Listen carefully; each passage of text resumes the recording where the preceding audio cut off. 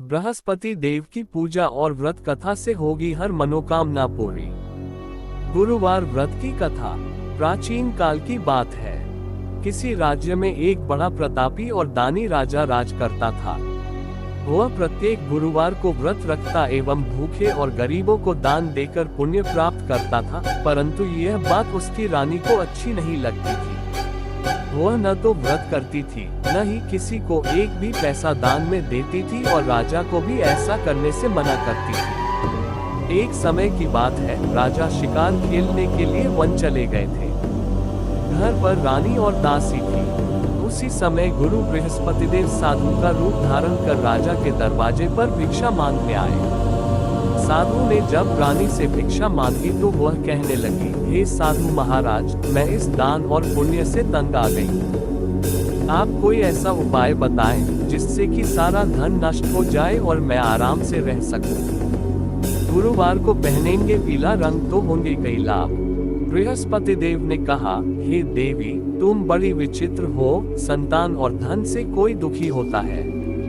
अगर अधिक धन है तो इसे शुभ कार्यों में लगाओ, कुंवारी कन्याओं का विवाह कराओ, विद्यालय और बाग बगीचे का निर्माण कराओ, जिससे तुम्हारे दोनों लोग सुधरे। परंतु साधु की इन बातों से रानी को खुशी नहीं हुई। उसने कहा कि मुझे ऐसे धन की आवश्यकता नहीं है जिसे मैं दान दूं और जिसे संभालने में मेरा सारा समय नष्ट हो जाए। तब साधु ने कहा, यदि तुम्हारी ऐसी इच्छा है तो मैं जैसा तुम्हें बताता हूँ तुम वैसा ही करना।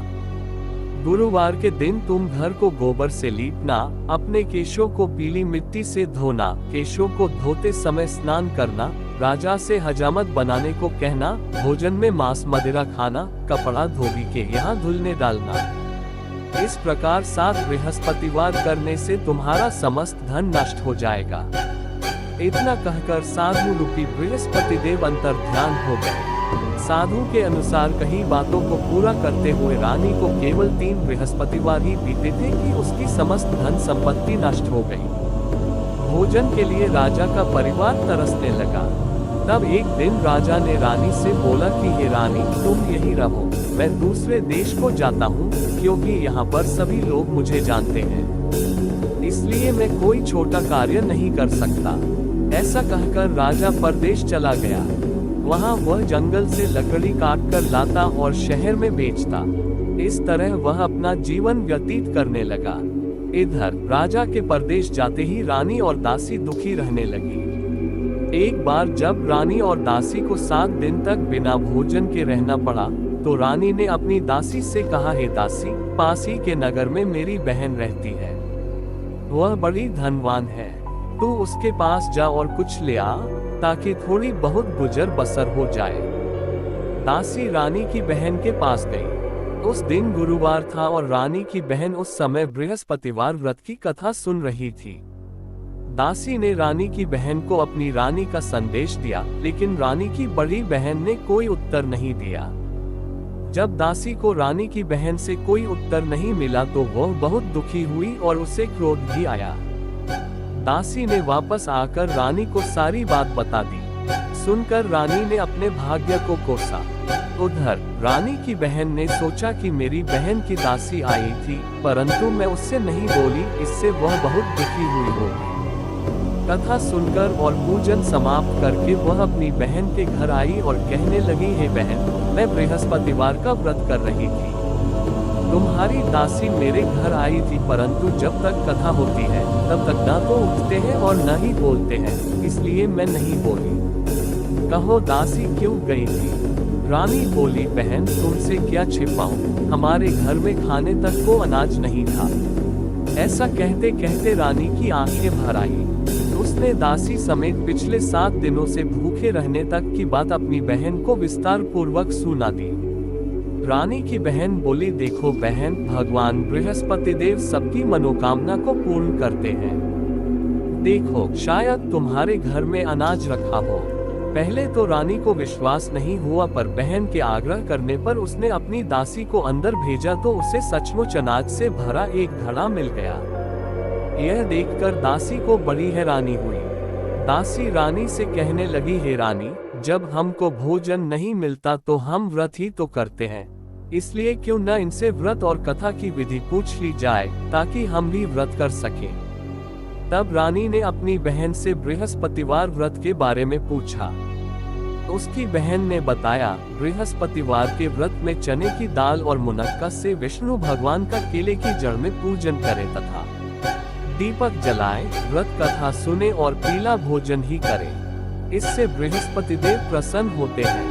व्रत और पूजन विधि बताकर रानी की बहन अपने घर को लौट गई। 7 दिन के बाद जब गुरुवार आया तो रानी और दासी ने व्रत रखा। गुड़साल में जाकर चना और गुड़ लेकर आई, फिर उससे केले की जड़ तथा विष्णु भगवान का पूजन किया। अब पीला भोजन कहाँ से आए, इस बात को लेकर दोनों बहुत दुखी थे। चूंकि उन्होंने व्रत रखा था, इसलिए बृहस्पति देव उनसे प्रसन्न थे।